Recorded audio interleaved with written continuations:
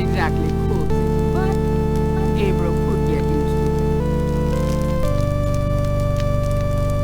A Gothic style window looks out over an incredible view.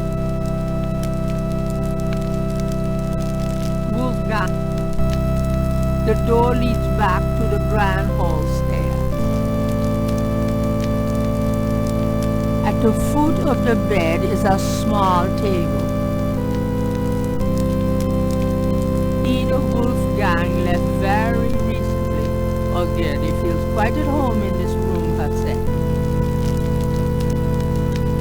It's the biggest bed Gabriel has ever seen.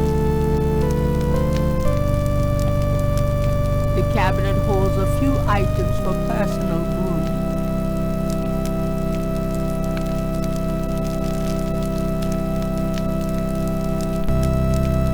A large display case hangs on the wall. It contains a scroll. There's a small pair of grooming scissors on the cabinet. It's a chamber pot. Take me back to the 20th century, please.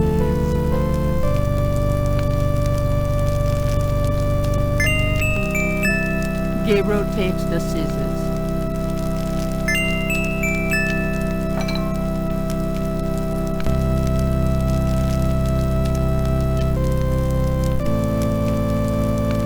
The chamber pot is old, but clean. The hair clipping scissors are spotless.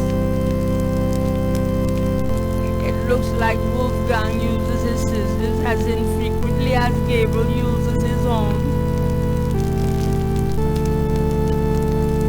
That object does not open. That object does not open.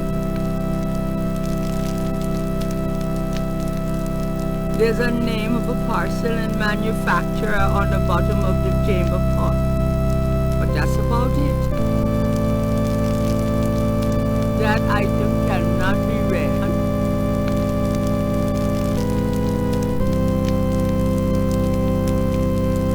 Thinking of the second chapel panel, Gabriel cuts his hair.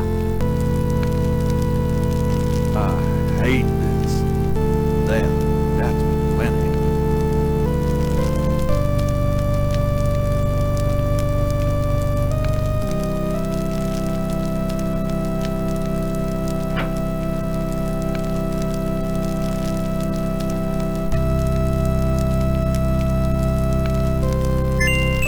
This scroll looks interesting.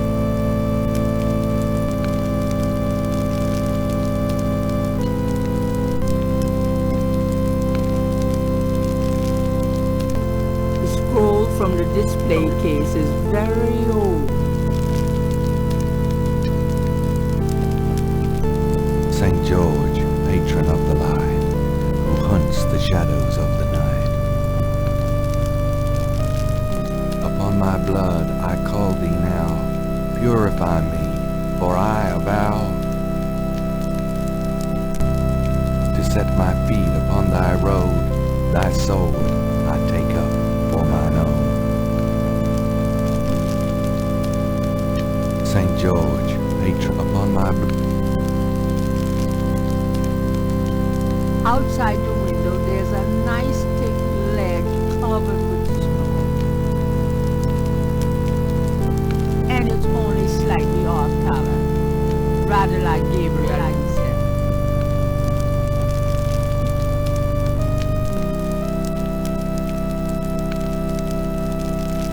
Thinking of the first chapel panel, Gabriel washes his hands in the snow.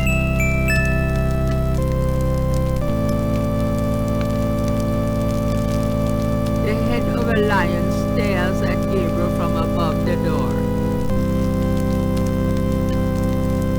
Near the bed is an elaborate wooden door.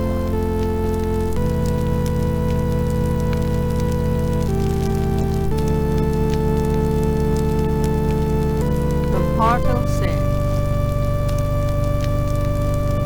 "Nur der Rheinstraße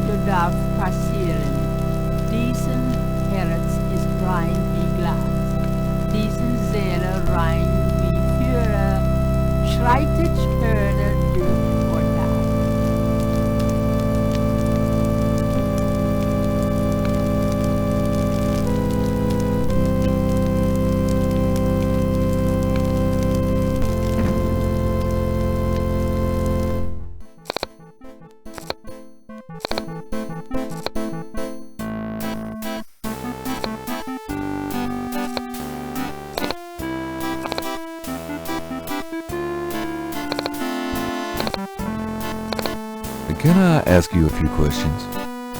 Yeah, of course. There are some words over the locked door in Wolfgang's bedroom. What do they mean? Ah, yes. Wolfgang had me translated as part of my English lessons. In English it means, only the purest here may pass. He whose heart is pure as glass. He whose soul is pure as fire. Through this portal passes higher. Great, thanks. What was that door poem again? Only the purest here may pass. He whose heart is pure as glass. He whose soul is pure as fire. Through this portal passes higher.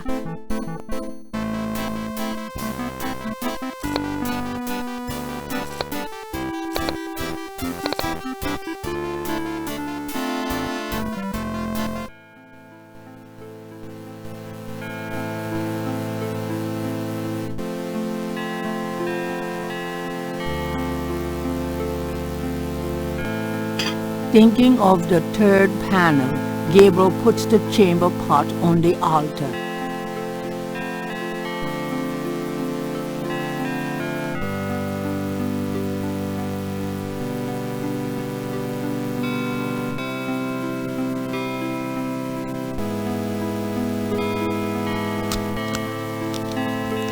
Thinking of the fourth panel, Gabriel holds his arm over the chamber pot and nicks it with the dagger. Oops, nearly hit an artery. Gabriel has a sense that he's missed something about that third panel.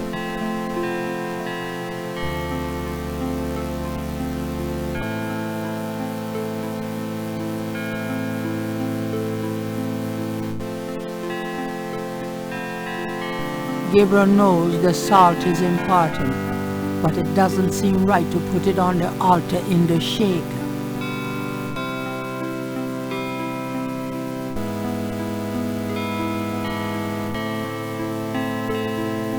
Gabriel doesn't want to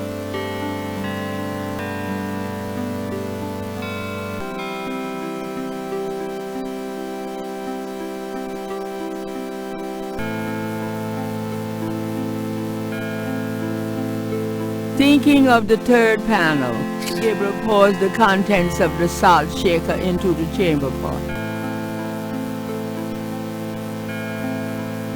Thinking of the fifth panel, Gabriel kneels at the altar.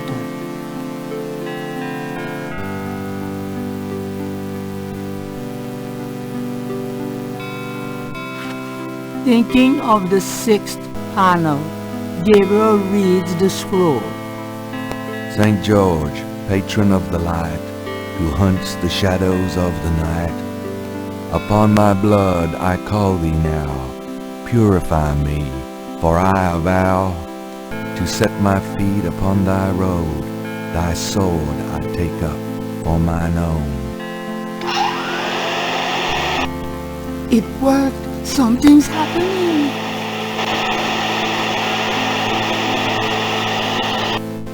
Oh, excuse me. I was just vacuuming. I did not know you were in here. Oh, that's all right. I've done about all I can do in here anyway. I give up. You look tired, Herr Knight. Why don't you go to bed? Sure, why not? I will clean everything up. You need not worry. I can't believe I cut my hair for nothing.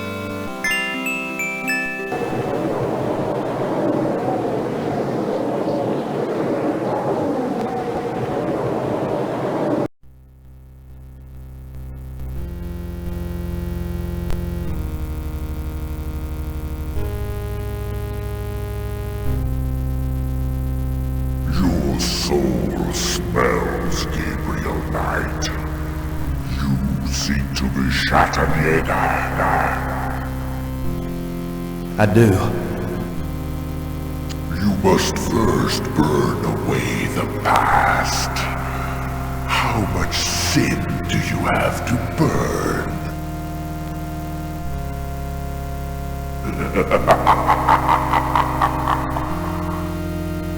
You have used people all your life.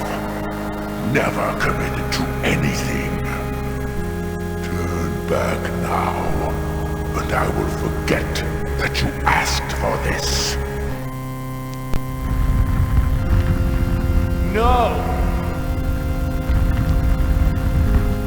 There are only two things that redeem you. First, that you have bitter blood in your veins. Second, that women have loved you purely. Ask to start on the path, so you shall. But you will not be a Chattanooga until you have earned it. How? I cannot show the path, but I can tell you that you will have to let go of the greater part of yourself, Gabriel Knight. No problem. Yes. Now you asked for purification. You shall have it.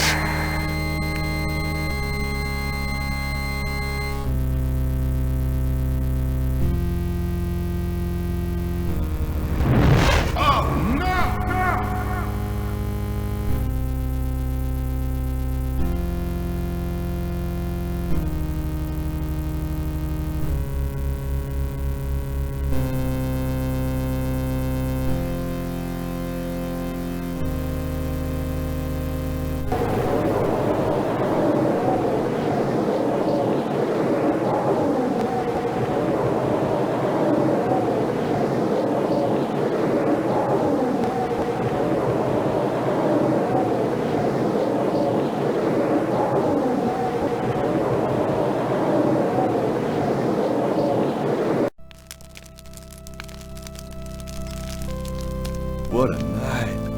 I'm sore all over.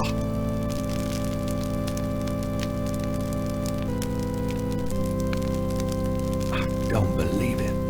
It's the key from my dream.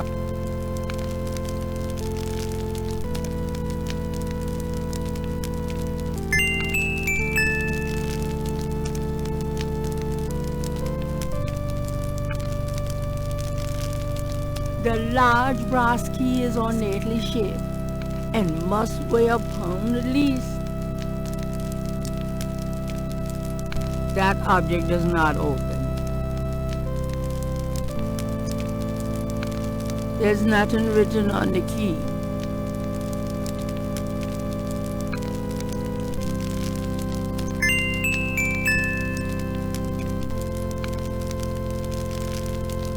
It fits.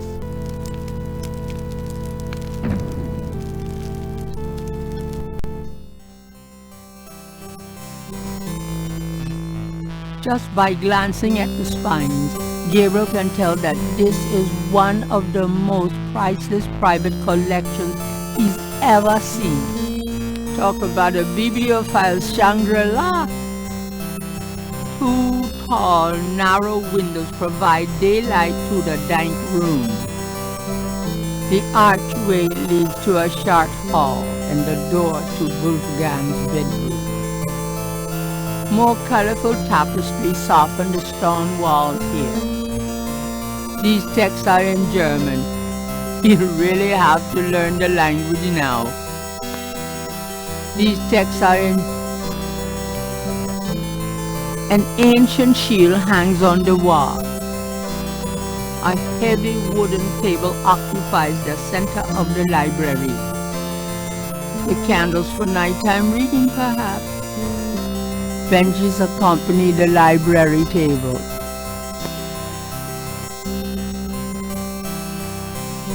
These shelves contain books and documents about the Ritter family. Journals, diaries, record books, deeds. Something to peruse extensively when Gabriel has more time. These shelves contain history books. Gabriel peruses the titles with interest, but nothing jumps out at him. These shelves contain history books. Gabriel peruses the titles with interest, but nothing jumps out at him. These shelves conjure some. These shelves conjure some. These shelves conjure something. These shelves contain books on religions of all kinds.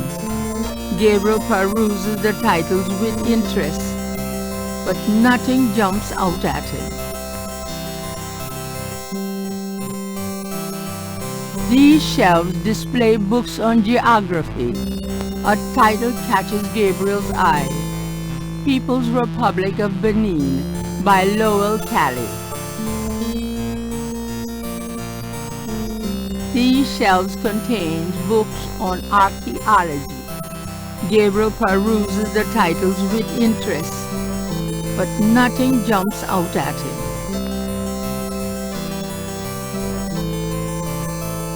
Gabriel pulls out the book entitled People's Republic of Benin and scans through it.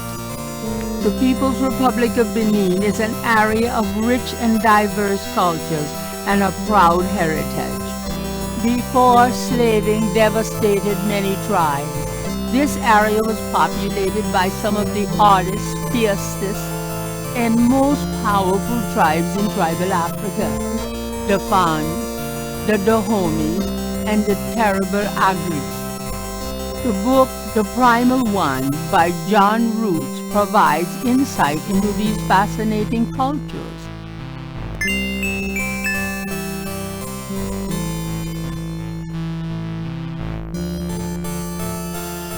Gabriel wouldn't know where to begin with the sociology book. There are books on sociology in this part of the library. Gabriel recognizes a title: The Primal One by John Root.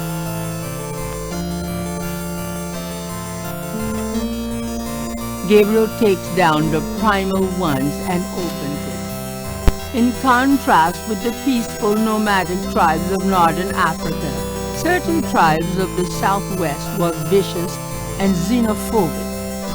This part of Africa is called the Red Basin area because of the vast amount of bloodshed that's occurred there over the centuries.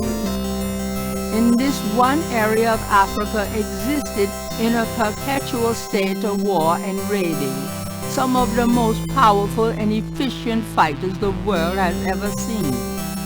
Why did this region inspire such violent behavior? To understand, one must look even further back. See Ancient Roots of Africa by Early Days.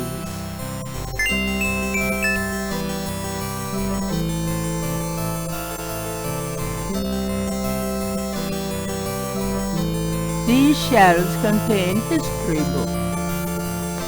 Gabriel recognizes a title: Ancient Roots of Africa by Early Days. Gabriel removes Ancient Roots of Africa and browses through it. The ferocity of the tribes in the Red Basin region is traceable to their predecessors. In Egyptian times, 4000 to 2000 BC, this region was ruled by powerful sun worshippers. We know a little about this mysterious cult by the remnants of ruins far older and of a culture far more advanced than any that exists in Africa today. See Sun Worshippers by A. Curate.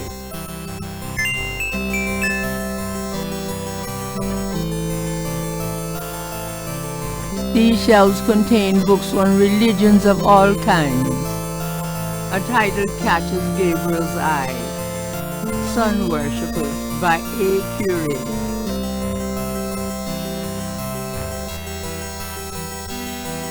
Gabriel takes down Sun Worshippers and scans it.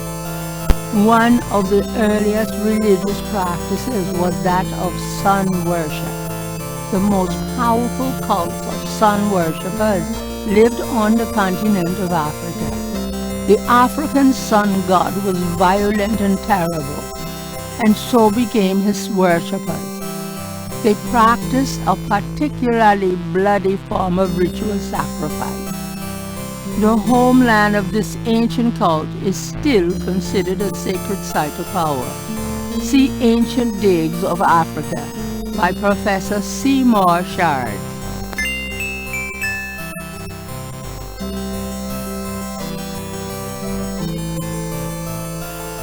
These shelves contain books on archaeology. Gabriel recognizes the title, Ancient Digs of Africa by Professor Seymour Shards. Gabriel takes Ancient Digs of Africa and opens it. The most fascinating archaeological site in Africa is the Great Snake Mound in the People's Republic of Benin, located 50 miles south of the capital in the Red Basin. Like the snake mounds of North America, the origin and meaning of these great mounds remains a mystery, though clearly they were the results of profound and urgent spiritual belief. Unlike other snake mounds, the African example is a double snake mound, a small snake ring within a larger snake ring. The mound is thought to have housed an ancient temple. Although archaeologists have explored the mound site, the interior remains largely unchanged from ancient times. This is partially due to stringent government regulations and partially to local superstitions. The local people regard the mound with fear and will not go near it. A double snake ring? Gabriel flips furiously looking for a picture. Oh my God, it's a wheel within a wheel. Gabriel decides to hang on to the Snake Mound book.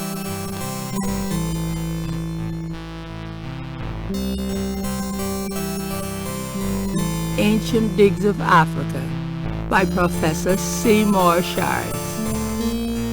Gabriel opens Ancient Digs of Africa. The most fascinating of this Gabriel, the double-ringed snake mound in the People's Republic of Benin. Creepy, isn't it? Gabriel, the most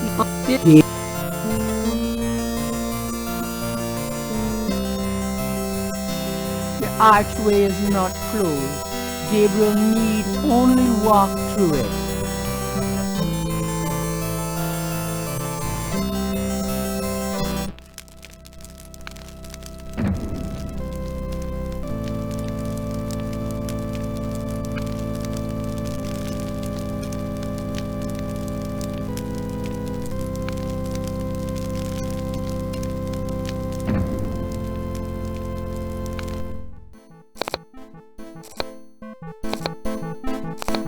Guten Morgen, Herr Knight. I'm cooking your Frühstück, a good German breakfast. Please, feel at home.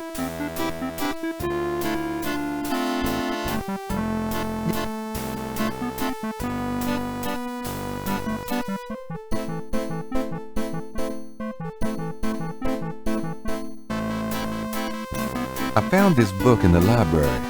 I think it might tell us where Wolfgang went. Africa? You think Wolfgang went to Africa? I know he did. Then I shall make you a plane trip right now, yeah? Well, I guess so. Good, good. My poor Wolfgang. You have money for the plane, yeah? I know. We can use this credit card. Terrific! I will go make the call. Then, while we wait, breakfast. Does that mean I get some coffee now?